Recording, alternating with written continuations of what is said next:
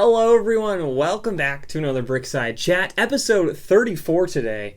It's wild that we got to 34. Not that 34 is like an important number or anything, but 34, that's a lot of episodes. Anyway, we have a ton of questions this week, and actually I got way too many questions that a lot of them I'm just having to answer in the comments section. So unfortunately, if your question's not in this video, I will have replied to you in the comments section.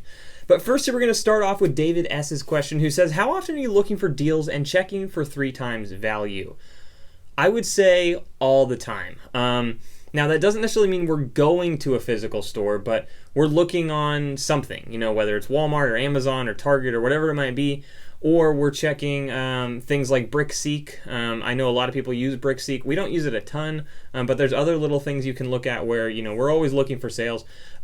Fortunately, and it's kind of cool actually, we've had a lot of people reach out to us who are like, hey, I'm looking to get rid of this, and generally those deals end up being 3 times part out. We'll check eBay as well for a lot of things, but we are constantly looking. I would say, there are a few days where I don't personally go on and look for things at, Walmart.com or whatever it might be. But I would say probably one of us, 5 or 6 out of the 7 days of the week, at least one of us has checked or is checking for deals for sure. And we're checking for 3 times value every time that we check for a deal. So if something looks like it's on sale, we check that 3 times value there. Next question is from Joshua King, who says, just purchased a Chandler minifig from the Friends TV show set. Wondering how long after the purchase will it be before I can open my store? So after you receive your item and everything, you should leave feedback for that seller, and in theory that seller will leave feedback or will have already left feedback for you. Now I'm pretty sure you purchased this from us. We actually just gave you feedback, so you should be able to open your store very soon or apply to open your store. You'll actually have to, or your little profile icon is right next to it, there's a store image. If you click that, you have to become a seller and you'll have to go through a process. But once you have 1 positive feedback, you should be able to do that. Assist Official asks a couple questions. First here says, if you were to sell used minifigs from various themes, how would you store them in large quantities? And how would you know which minifig is a collectible or just a random city fig? So first of all, if we were to sort or store minifigs, specifically used minifigs, I think your question of large quantities hopefully is large quantities of minifigs in general and then sorting them. If you mean a large quantity of a single minifig, we would use one of our bins or one of the shoebox bins that we have. If we were doing something where we had a lot of different minifigs, I would still put them in drawers. That's probably the easiest way to sort things and have it easily be found. At least with our current infrastructure that we have set up for our store. There are other things you could do, those like clamshell cases that have the lids and then have different divider slots inside them. That could work as well. It's really up to you. But if we were to get a large influx of minifigs, I've actually added almost 400, I think, used minifigs to the store. We generally put them in the drawers. But it could be in a bin or whatever's most convenient for you. But ours would be drawers. And second question from Assist Official is, how do you guys split the profit between you 3?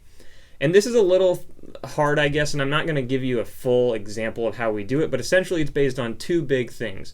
1, it is the percentage ownership of the company. So each of us has a different percentage ownership in the company. That obviously is how part of the profit is split. And 2, it is also how many hours we have spent and put in throughout the past, let's say, month or for a certain time period that profit is being split over. So for example, in theory, if you don't do any work, you should still get a portion of the profit because you did help with an initial investment at the very beginning, and of course that initial labor to build up the store. But if you do a ton of work and no one else does any work, you shouldn't only get your profit based on percentage. So we factored in some hour type work things as well, where it's a percentage of the hours and percentage ownership kind of combined together to determine who gets what amount in a certain period of profit. Hopefully that kind of makes some sense. I'm not going to get into the numbers between all of us and stuff, but that's kind of how we split the profit between the 3 of us. Funbrick Creation says, I've had a store for almost 9 months and I want to work out a good way to keep track of all the sales, costs of postage, parts added, etc. Essentially what we do.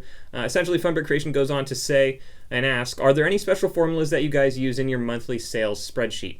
There's not a ton of special ones. There are quite a few different formulas, but nothing too fancy. But what I'm going to do is I'm going to create a Google Doc. And what you'll be able to do in that Google Doc is actually make a copy of that document, and then you guys can fill in all your numbers and stuff as well. So it'll be very similar to what we have.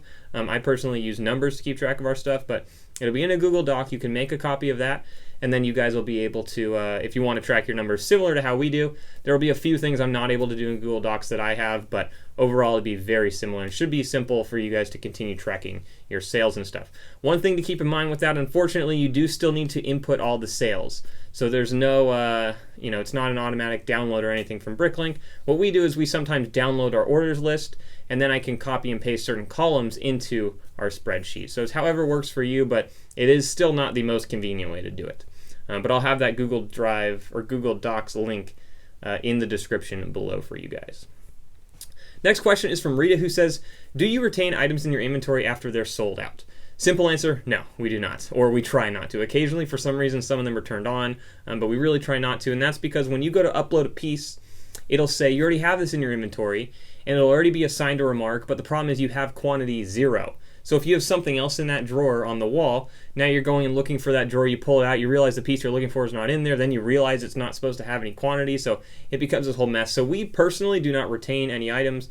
I know certain sellers, and personally this wouldn't work for us, but they have certain drawers that are labeled for a specific piece. And if that's what they want, then if there's nothing in that drawer, they can retain that item. And when they have a quantity of 0, it'll automatically put that item in that drawer number, which would work perfectly because that's all that drawer is dedicated for, whether they have that item or not. For us, because we constantly have different parts in different drawers all the time, and we're constantly rotating and switching pieces out, that wouldn't work, so we do not retain items.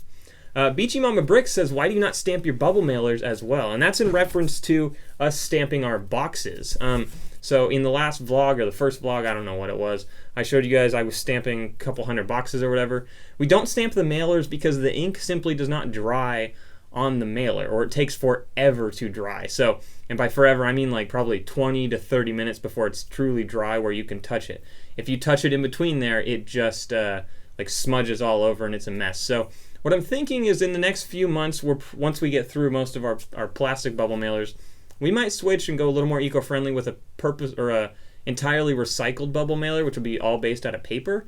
And if that's the case and that's what we go with, it'll cost a little bit more. But the benefit to that is we can put the stamp on the mailers as well instead of just the boxes, which should be pretty cool. But that's why we do not stamp them currently. All right, next question is from Richard, who says, how many hours do you think you spend a week on average parting out, picking, etc.?